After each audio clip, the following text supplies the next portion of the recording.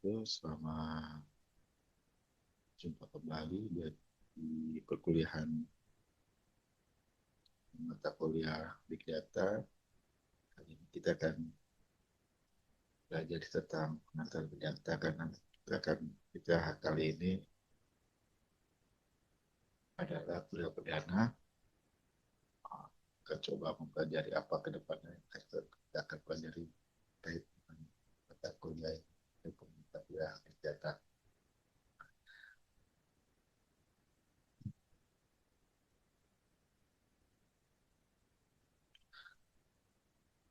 Di dalam mata kuliah ini diharapkan capaian pembelajarannya pertama dapat memahami konsep data, informasi, dan knowledge, di mana ada beberapa konsep yang harus kita pelajari secara kuat, seperti data, informasi, dan knowledge. Mana kalau kita sudah mempelajari ini, mungkin ke depannya akan lebih mudah dipahami, dapat dipahami, kan, tapi dapat dipahami. Lalu diharapkan dari rekan mahasiswa semuanya itu dapat menjelaskan kembali, menjelaskan tentang definisi big data secara yang secara konsep dasar. Lalu yang ketiga dapat memahami pentingnya big data dalam kehidupan modern. Dan yang terakhir dapat menganalisis contoh penerapan big data.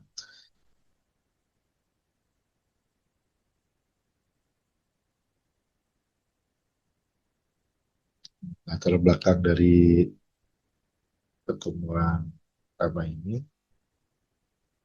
yaitu saat ini terjadi data explosion atau ledakan data dari berbagai macam source gitu, aplikasi dari media sosial, contohnya IoT, misalnya dari GPS, aplikasi transaksi digital. Dari situlah data terus bertambah sangat cepat dan kompleks, sehingga menghasilkan fakta yaitu big data muncul karena data terlalu besar untuk diproses dengan sistem tradisional. Konsep data itu sendiri adalah data fakta mentah atau raw facts. Nanti ada sebenarnya bukan raw facts ya, tapi lebih ke real data yang yaitu data mentah, mana data itu belum memiliki uh, manfaat atau makna gitu ya, konteks tertentu. Jadi data data itu masih berupa angka saja gitu, teks saja, simple saja. Contoh misalnya ada angka 100 ini. 100 ini belum jelas artinya gitu. Lalu ada nama andi. Ini belum jelas nama andi itu siapa gitu ya. Lalu 75% misalnya belum jelas apa yang diukur. Lalu masalah utama data itu data tidak bisa langsung digunakan untuk mengambil keputusan karena belum memiliki arti yang jelas atau arti yang belum bisa dipahami atau yang belum ada insight atau manfaatnya gitu. Lalu contoh yang lain adalah misalnya sebuah kampus memiliki datanya hanya berupa angka misalnya 100, 20, 10, 120, 30. Ini nggak ada maknanya gitu ya. Ini apa gitu angka aja gitu. Lalu kalau ditambahkan konteks jadi berguna atau didapatkan informasi. Misalnya ada 120 tadi menjadi 120 mahasiswa, yang 90 itu ternyata 90 yang hadir atau 30 yang dan 30 yang tidak hadir. Nah, inilah yang dinamakan data tersebut menjadi informasi. Dari situlah kita bisa pahami informasi itu apa. Informasi adalah data yang telah diolah sebelumnya sehingga memiliki makna dan dapat dipahami bagi yang menerima gitu. Nah, proses ini melibatkan pengolahan, pengorganisasian, dan interpretasi data. Contoh data 100 informasi, jumlah mahasiswa sebenarnya 100 orang. Nah, itulah informasi. Jadi lihat gitu ya. Bisa di sini informasi sudah bisa menjawab pertanyaan, gitu ya. Misalnya apa, gitu, apa, siapa. Jadi informasi sudah bisa menjawab pertanyaan-pertanyaan yang dibutuhkan. Saya contoh kasus yang lain, data transaksi ini ada satu, dua, ini belum ada cuma angka gitu ya. Lalu data diolah menjadi produk A yang terjual 5 kali hari ini. Lalu ada informasi yang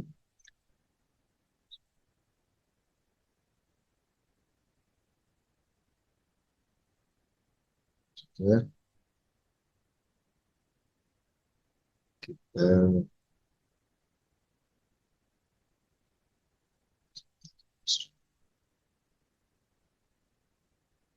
lalu kita masuk ke knowledge. Tadi kan informasi itu memiliki arti. Nah, arti itu knowledge atau pengetahuan. Di pemahaman yang diperoleh dari informasi yang diolah tadi itu, data yang diolah itu tadi, yang tadi itu menjadi informasi. Sekarang informasi itu digunakan oleh knowledge untuk berkeputusan.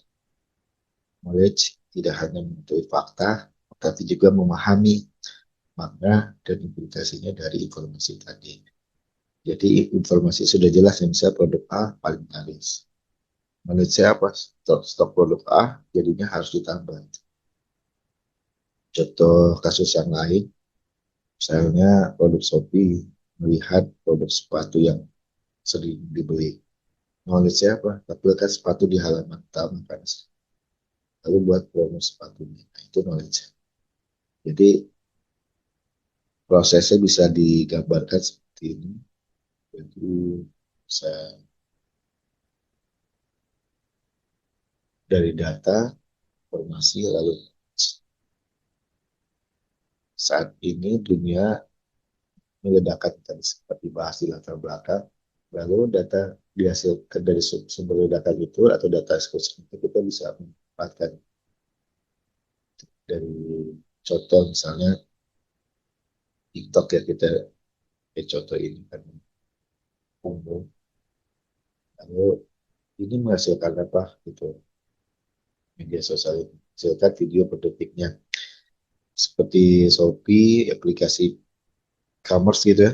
Nah ini menghasilkan transaksi berapa transaksi pada data itu jutaan atau bahkan pun lebih. Lalu Gojek, nah ini data lokasinya di-share oleh pengguna tuh setiap waktu berapa banyak, setiap menit, setiap detik gitu ya. Dari situlah maka masalah utama ini hadir atau muncul, yaitu data terlalu banyak atau volume tinggi. Nah, nanti disebut ini adalah volume, data sangat cepat atau real time. Nah, ini disebut dengan velocity. Lalu data sangat beragam atau teks video gambar. Nah, ini yang disebut nantinya kita akan pelajari adalah variety. Nah, kalau sistem tradisional seperti database yang kita pelajari sebelumnya itu, dia tidak mampu menangani data ini secara efektif. Maka diperlukanlah big data.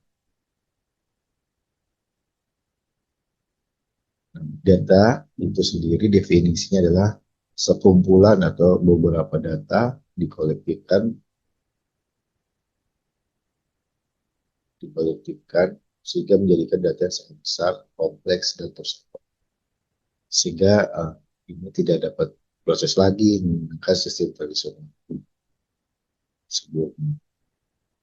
Lalu Big Data memiliki beberapa karakteristik utama yang sempat kita singgung sebelumnya, yaitu volume. Ini ada TV ya. Kalau sekarang udah update jadi uh, V gitu ya, 5V gitu, jadi 3V. Nah, jumlah data ini sangat besar. Lalu kalau volume, kalau velocity yang sempat kita pelajari tadi, Itu data bergerak sangat cepat. Lalu parity yang data beragam dari teks, gambar, video, dan apa gitu. Ya artinya big data bukan hanya data banyak, tapi juga kompleks. Data itu juga cepat mengubah dan juga sulit diproses.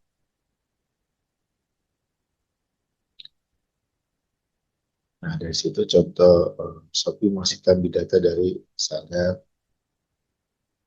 klik penggunanya berapa CTR ya, klik the real time misalnya. Lalu pencarian produk, lalu riwayat pembelian dan waktu akses. Dari semua itu, data ini dikumpulkan setiap detik dalam jumlah yang sangat besar. Situlah masalah itu muncul, gimana menentukan produk yang cocok untuk user kalau kasus ini adalah Shopee atau e-commerce ya. Lalu dianalisis kasus Shopee itu tersebut menggunakan big data diolah gitu ya. Satu, cara menganalisis riwayat pencarian user. Kedua, menganalisis produk yang sering dilihat. Lalu ketiga, menganalisis produk yang sering dibeli gitu. Dibeli apa aja gitu. Dari analisis ini, sistem akan menghasilkan rekomendasi produk otomatis, promo yang sesuai, lalu tampilan personalisasi. Jadi kesimpulannya, big data digunakan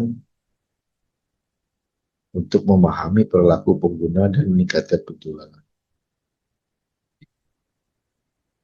Baik, mungkin itu saja bisa disampaikan yang kita pelajari dari pertemuan pertama itu terkait dengan subjudul pengantar di data. Semoga ke depannya dapat dapat memahami karena kita sudah mempelajari tentang proses penting dari data tersebut. Jadi sekian dari saya. Terima kasih. Assalamualaikum warahmatullahi wabarakatuh.